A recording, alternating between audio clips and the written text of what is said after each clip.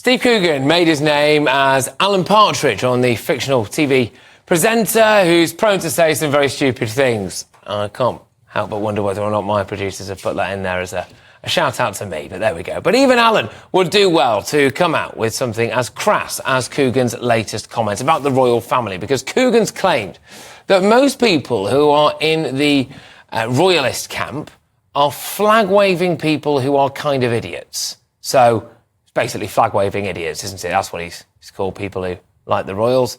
He did go on to say that the Queen was, quote, all right, which is nice of him, isn't it? That's our longest-serving monarch, arguably the greatest human being, genuinely, that this country has ever produced.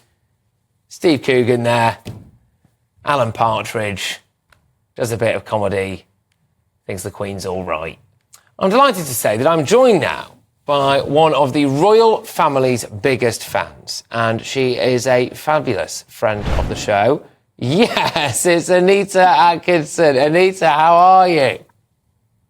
I'm smashing, thank you. Patrick, how are you? I'm good. Now, look, a little bit of context, OK? So regular viewers and listeners to this show will know Anita because when we were building up to the coronation, we were talking a lot, weren't we? And we met up on the Mall a few times. I mean, can you explain how much you love the royal family and all the memorabilia and all of this? Well, I'm a monarchist and I happen to have the biggest collection of royal memorabilia in the world. Not that I set out to do that. Not that I'm very precious about it, because I would still be a monarchist if I had a single mug. It doesn't matter. I am a monarchist. That's my politics. Lovely stuff. So I've got to ask, what do you make of Steve Coogan saying that, frankly, people like you are, flag-waving idiots? Well, he might be right. But I'll tell you what, Patrick. Why don't you just set up a panel and me and Steve Coogan will be on it? Oh. And then let's see what he has to say. Maybe about the history of the country that he was born and bred in. OK. I mean, what would you say to him? Imagine I'm Steve Coogan. Right, OK. So, Steve Coogan, you've described yourself as being an anti-monarchist. So does that mean you're a Republican? And he says, yes. OK. So is there a single MP in this present Parliament today that you would have as a president?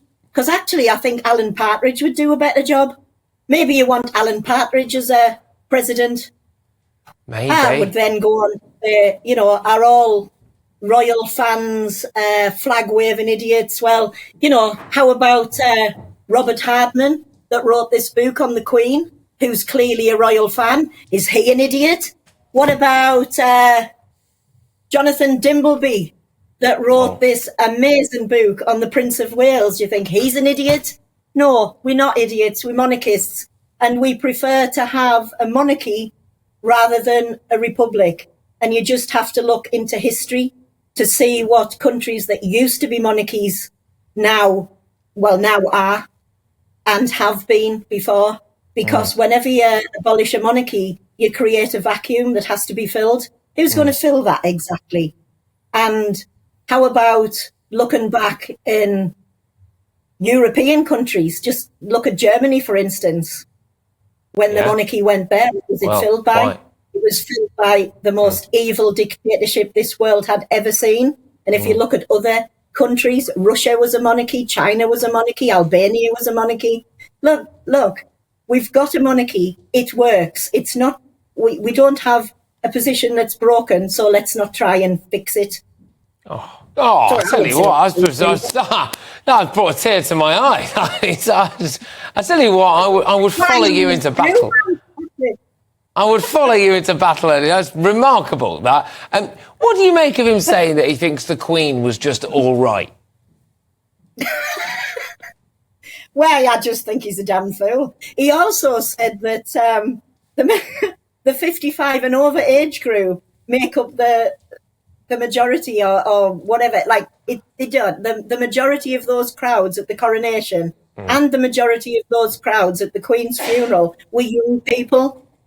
Young people are monarchists as well. I don't even know. Does he know what he's talking about? Does he live in the real world? How is Steve Coogan set up a panel set up a panel. This is an open call out now to Steve Coogan, isn't it? Yeah. We weren't anticipating this. Yeah. You know, so you Yeah. would. Is it any time, any place, Anita, for you? You know, whether it's around the back of a Anytime. car park near a Sainsbury's or whether it's on national television, you'd take Coogan anywhere, anytime, would you? Anytime. Come up to County Durham, Steve Coogan, or I'll come down to wherever you live if you dare tell anyone. Wow, okay. I've got a feeling that I know what show we're going to be doing in a couple of weeks' time, actually. You and I tipping up outside Coogan's house, ringing his buzzer, demanding that he talks to us, really. But do you think there's a slightly wider point here with Coogan? I mean, he says he's ambivalent towards the king now because apparently he quite likes some of the Duchy Waitrose range, which is a very flippant thing to say. Isn't it, really? You know, I just wonder whether he knows how lucky he is maybe to have lived under a monarchy. Yeah, that's the thing. I think the majority of people don't realise how fortunate we are.